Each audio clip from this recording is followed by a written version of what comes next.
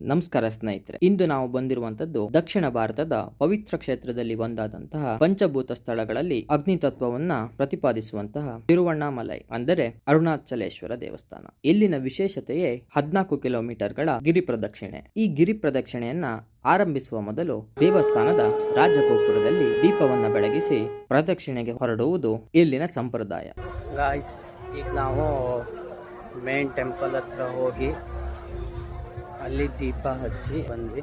ಸ್ನೇಹಿತರೆ, ಇಲ್ಲಿ ಬೆಟ್ಟವನ್ನೇ ಶಿವನೆಂದು ಭಾವಿಸಿ ಪ್ರದಕ್ಷಿಣೆ ಹಾಕುವುದೇ ಇಲ್ಲಿನ ರೂಢಿ.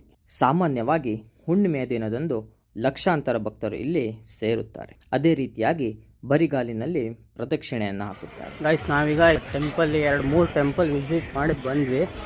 ಈಗ ನಾವು ಹಿಂಗೆ ನಡ್ಕೊಂಡು ಒಂದು ರೌಂಡ್ ಪ್ರದಕ್ಷಿಣೆ ಹಾಕಿ ಮತ್ತೆ ಮೇನ್ ಟೆಂಪಲ್ಗೆ ಬರಬೇಕು. ಅಲ್ಲಿಗೆ 14 ಕಿಲೋಮೀಟರ್ ಆಗುತ್ತೆ.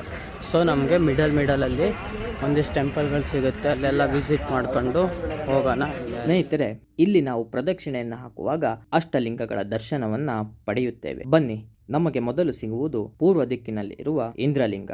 ಈ ಲಿಂಗವನ್ನ ದರ್ಶನ ಮಾಡಿದರೆ ಸುಖ, ಭೋಗ ಮತ್ತು ರಾಜಯೋಗ ಪ್ರಾಪ್ತಿಯಾಗುತ್ತದೆ ಎಂಬುದು ಇಲ್ಲಿನ ನಂಬಿಕೆ. ಎರಡನೆಯದಾಗಿ ಸಿಗುವುದೇ ಅಗ್ನಿಲಿಂಗ. ಆಗ್ನೇಯ ದಿಕ್ಕಿನಲ್ಲಿರುವ ಈ ಲಿಂಗದ ದರ್ಶನವನ್ನ ಮಾಡಿದರೆ ಮುಕ್ತಿ ಮತ್ತು ಮಾನಸಿಕ ಧೈರ್ಯ ದೊರೆಯುತ್ತದೆ. ಇನ್ನು ದಕ್ಷಿಣದಲ್ಲಿ ಸಿಗುವುದೇ ಯಮಲಿಂಗ. ಈ ಲಿಂಗದ ದರ್ಶನದಿಂದ ಮೃತ್ಯುವಿನ ಭಯ ನಿವಾರಣೆಯಾಗುತ್ತದೆ. ಅದೇ ರೀತಿಯಾಗಿ ಆಯುಷ್ಯ ವೃದ್ಧಿಯಾಗುತ್ತದೆ ಎಂಬುದು ಭಕ್ತರ ನಂಬಿಕೆ. ಮುಂದುವರೆದು ನಮಗೆ ಸಿಗುವುದೇ ನಿವೃತ್ತಿಲಿಂಗ. ನೈಋತ್ಯ ದಿಕ್ಕಿನಲ್ಲಿರುವ ಈ ಲಿಂಗದ ದರ್ಶನ ಪಡೆದರೆ ಜೀವನದಲ್ಲಿರುವಂತಹ ಕಷ್ಟಗಳು, ಅಡೆತಡೆಗಳು ನಿವಾರಣೆಯಾಗುತ್ತದೆ.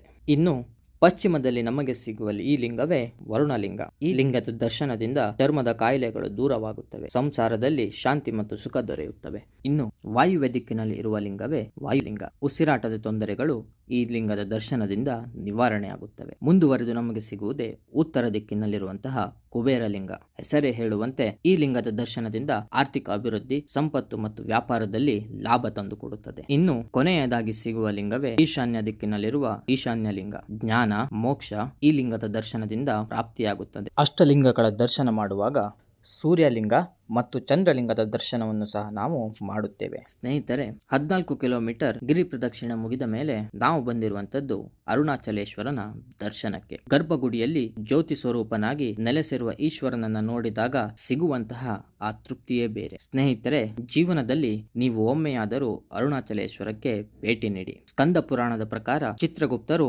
ನಮ್ಮ ಪಾಪಕರ್ಮಗಳ ಪುಸ್ತಕದಲ್ಲಿ ಬರೆಯುತ್ತಾರಂತೆ, ಈ ಜೀವಿ ಅರುಣಾಚಲ ಪ್ರದೇಶಕ್ಕೆ ಭೇಟಿ ನೀಡಿದೆ ಎಂದು. ಅಂದರೆ ತಿಳಿದುಕೊಳ್ಳಿ, ಇಲ್ಲಿನ ಭೇಟಿ ಎಷ್ಟು ಮಹತ್ವವಾದದ್ದು. ಒಮ್ಮೆಯಾದರೂ ನಿಮ್ಮ ಜೀವನದಲ್ಲಿ ಅರುಣಾಚಲೇಶ್ವರಕ್ಕೆ ಭೇಟಿ ನೀಡಿ. ಧನ್ಯವಾದ.